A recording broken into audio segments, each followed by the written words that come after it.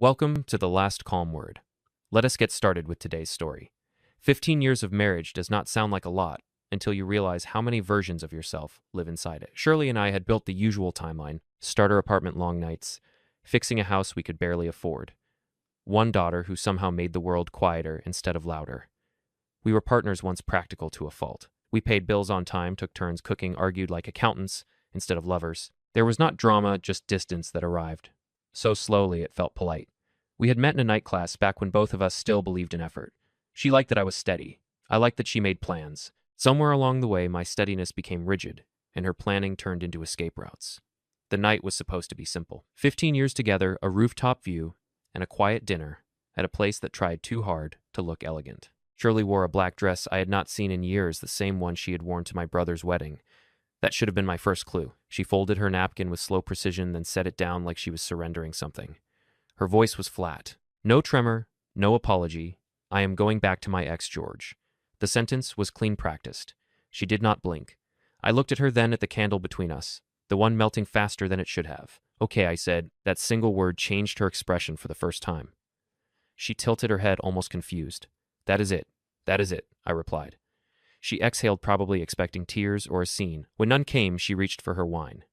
We will do this properly. No fights. I want a clean split. I like clean, I said, flagging down the waiter. He came over nervous, and I handed him my card. Shirley raised a brow. You are not even going to ask why. I smiled faintly. You rehearsed it? I would hate to ruin your delivery. Her laugh was short, dry. You will be fine, George. We will divide everything evenly. Half of it is mine anyway. I am sure Mason will confirm that I said, signing the receipt. She paused. You already told your lawyer. No, I said, but I will. I stood first, left the tip in cash, and walked toward the elevator. Behind me, she called out quietly. You do not have to act like you do not care. I am not acting, I said, pressing the button. The elevator doors closed before she could answer. 15 years wrapped up in one sentence.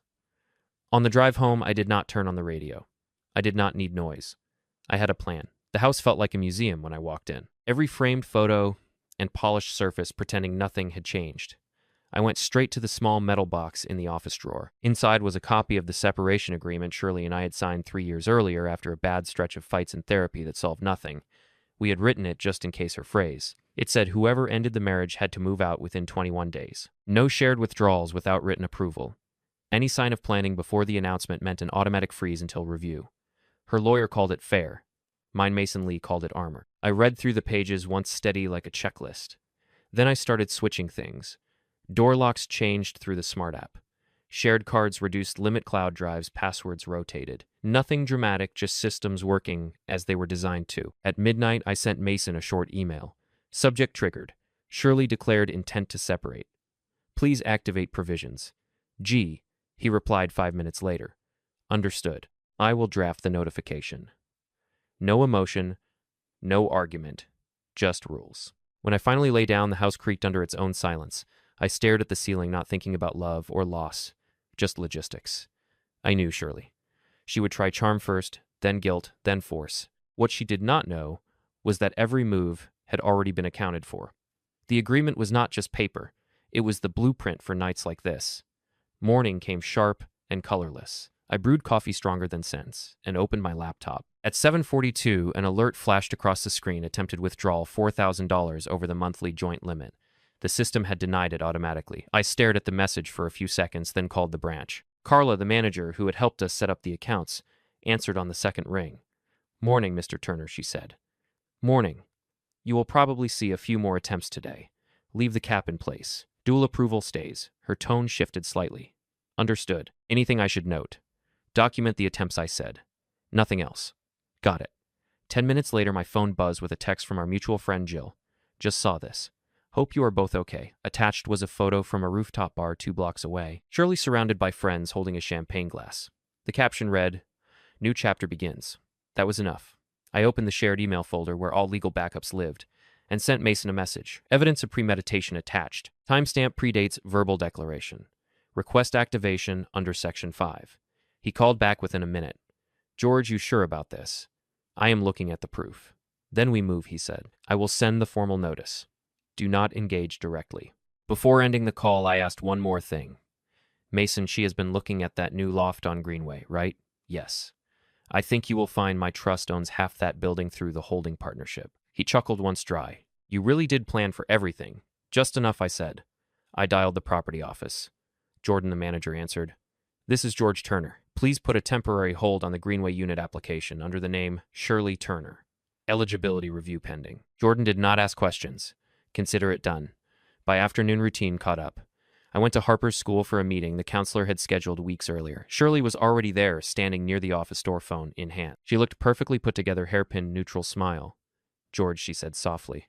Can we talk after this? Sure, I replied. After? Inside Miss Reeves, the counselor cleared her throat carefully. There has been some chatter, she began, glancing at Shirley. Harper's been quiet but present. We just want to keep things stable for her. Shirley smiled, that polished public relations kind of smile. I probably should have been more private. Probably, I said. The meeting ended quickly. Outside, Shirley followed me to the parking lot. I did not mean to embarrass you, she started. I was nervous. The post was not meant for you to see. It was public, Shirley. Everyone saw it. She looked down, then back up. Maybe we can have dinner. Talk this through calmly. I will take the post down.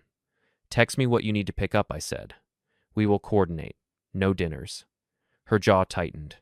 You are really going to make this mechanical. It is already mechanical, I replied. I just built the switches first. She exhaled, frustrated. You think being cold makes you right.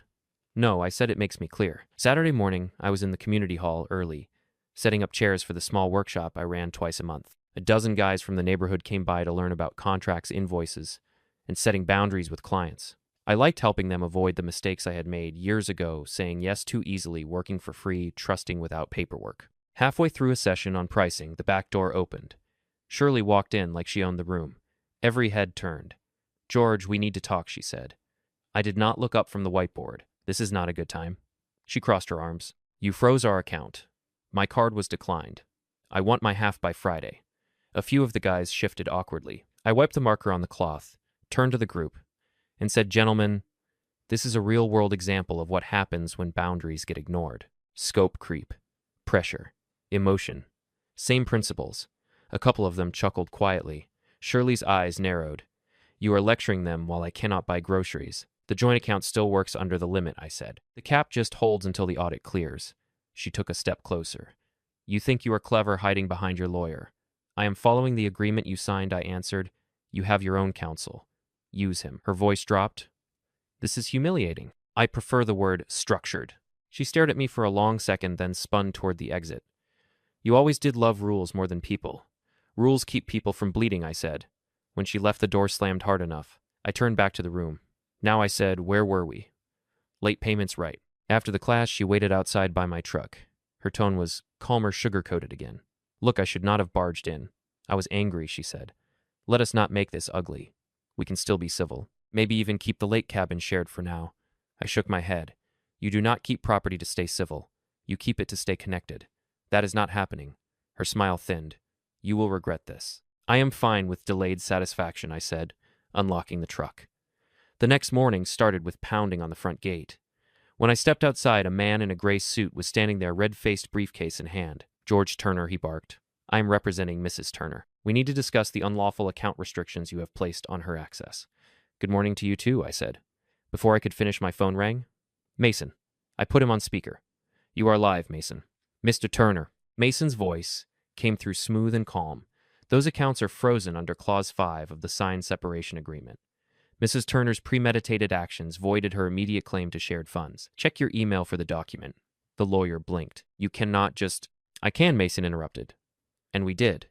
If your client wants to challenge it, she can do so in mediation, not at my client's gate. The man's jaw tightened. This is not over. It is in writing, I said. So yes, it is. He turned and walked off without another word. That evening, Shirley came by. You did not have to sick Mason on him, she said quietly. I did not, he called himself. You humiliated me, she snapped.